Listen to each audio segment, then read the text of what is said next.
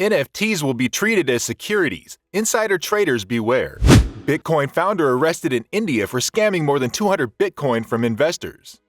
Crypto TV ad spending down from millions of dollars a month just to $36K. Crypto will be confiscated if you fail to pay your traffic tickets. Michael Saylor reveals a new strategy to make billions. Coinbase struck with a class action lawsuit. Tiffany and company to sell CryptoPunk pendants for Ethereum. Solana unveils a new wallet to counter scams. Canadian politician says a monetary reset is coming. Binance recovers millions from the Curve hack. Hello and welcome to the Daily Crypto. We are back with the latest news for you so you can plan accordingly and make some money during these difficult times. But before we get started with the video, let's have a look at where we are with the Fear and Greed Index for today.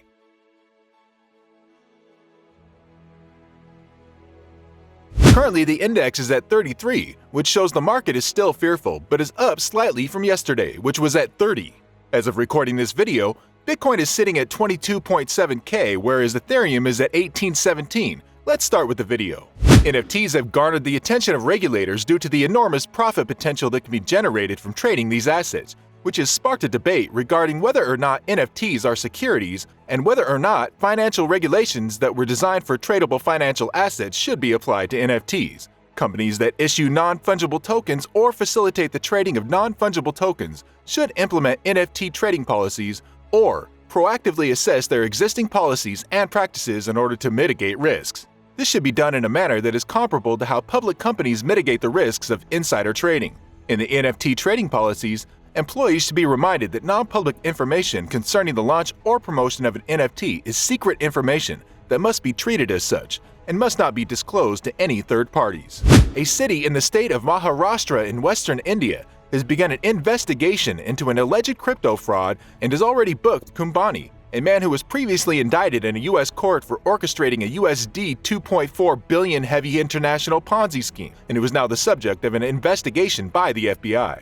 The complainant asserts that he was tricked out of BTC 54 in addition to the profits of BTC 166 that he allegedly reinvested with the cryptocurrency scam platforms that were put up by the 7 individuals between the years 2016 and 2021. At this time, the police are investigating whether or if the same suspects have perpetrated the fraud on other individuals using the same methods. This next news is quite interesting as it shows how a bear market affects the entire market ecosystem. During the current downturn in the cryptocurrency market, leading cryptocurrency exchanges are reportedly looking for ways to reduce spending on marketing and advertising efforts. As a result, advertisements featuring celebrities like Matt Damon as well as athletes like LeBron James and Tom Brady have reportedly disappeared from television in the United States. The figure published for July 2022 at a measly $36,000 indicates how little the sector is currently prepared to spend on television advertising. Last June, crypto firms spent $3 million on TV adverts, but the total revealed for July 2022 is a mere $36,000. It is noteworthy that the result for the month of July 2022 was the lowest monthly total seen since the beginning of the year 2021. If you think this was interesting, take a look at this because it's bizarre and stupid at the same time. The police in South Korea have been given experimental new powers that allow them to seize cryptocurrency from people who refuse to pay fines. They've already taken tokens from a citizen who failed to pay a traffic fine. These new powers allow the police to seize cryptocurrency from people who refuse to pay fines. As a direct consequence of the pilot, the amount of cryptocurrency held in at least one person's wallet has already been reduced. According to the information provided by the media source, local law enforcement revealed that an individual residing in the city possessed more than $38,000 worth of coins in exchange wallets, but that individual had failed to pay traffic penalties, totaling less than $2,000 USD. Officers then went ahead and seized and collected tokens from the wallets. However, they did not disclose whether or not they had sold the tokens. They might decide to put the confiscated tokens up for auction instead, or they might decide to hodl. Speaking of hodl, the ex-CEO of MicroStrategy, Michael Saylor, shares his strategy to make billions from Bitcoin. The way to think about investing in Bitcoin is you should only invest what you're going to hold for 4 years or longer. And ideally, it's generational wealth transfer. And then you should dollar cost average into it. And for the average person, if they dollar cost average into it as a strong long-term store of value, they'll be fine. And the metric you ought to stare at is probably rolling the simple 4-year moving average. right? And if you look at the simple moving average over 1,458 days, it very rarely touches that point. It went slightly below it in the depths of the crypto crisis, and now it's trading above it. That number is 22,266. So if you think of that and you say, I know I'm going to hold at least 4 years, then it isn't that anxiety inducing. If you have a short time horizon, like you want to make money in 4 weeks or 4 months, it's going to be much more stressful because it is a volatile asset.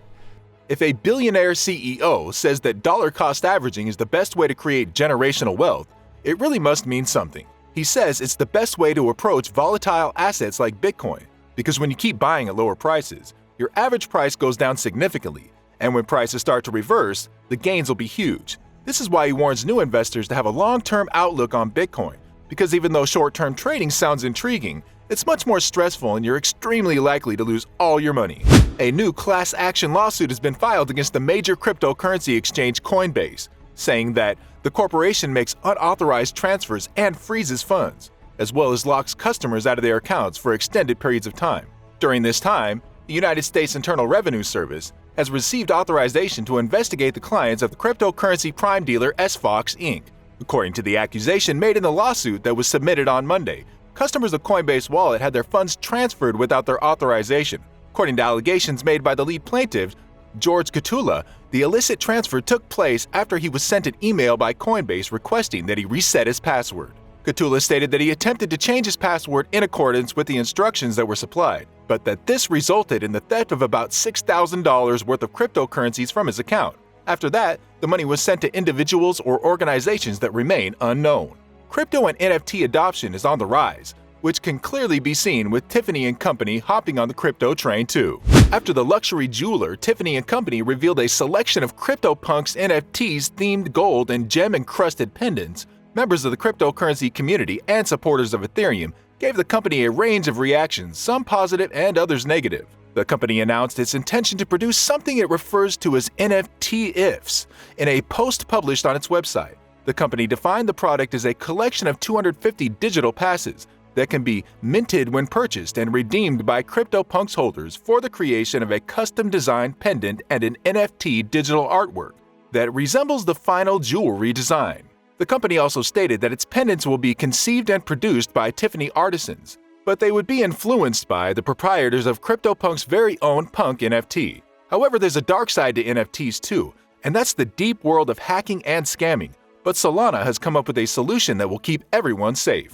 Phantom, a wallet provider based in Solana, just revealed a new function that will destroy any spam non-fungible tokens that have been supplied by con artists. According to the Phantom team, spam non-fungible tokens have been developed into a practical tool for bad actors that are aiming to steal funds from consumers. Scammers, according to the wallet provider, are taking advantage of the cheap transaction fees associated with Solana in order to distribute spam NFTs to users. Users are prompted to visit a link in order to obtain an unwelcome NFT that asks them to claim a free prize. Following the user's action of clicking on the link, they are directed to a website where they are asked to confirm a transaction to mint or claim a free NFT, which would result in the user's cash being stolen. Hacks are very common in the crypto space. Remember the Circle hack where millions were stolen simply because of a DNS flaw? Well, most of the funds have been recovered. Take a look at this next clip. The major cryptocurrency exchange, Binance, has stated that it has either frozen or recovered more than 83% of the assets taken from Curve Finance.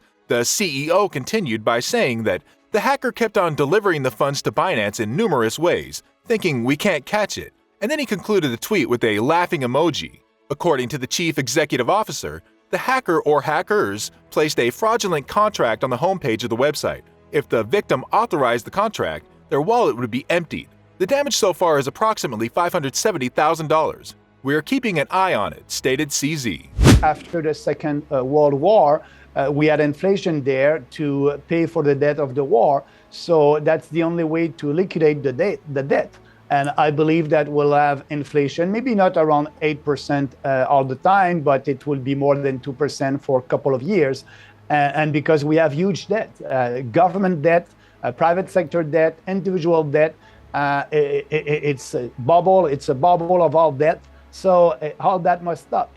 Maxime Bernier, predicts that inflation is going to stay for a long time because the US debt has gone through the roof. He says it is highly unlikely that it drops below 2%, but expects to live with 8 to 9% inflation for many years. Maxime also has a theory that expects the monetary system to reset, and countries might go back to using currencies backed by gold or other commodities. This will be it for today's video. Which news did you find to be the most helpful? Let us know in the comments. Don't forget to subscribe and press the bell icon to never miss the latest video.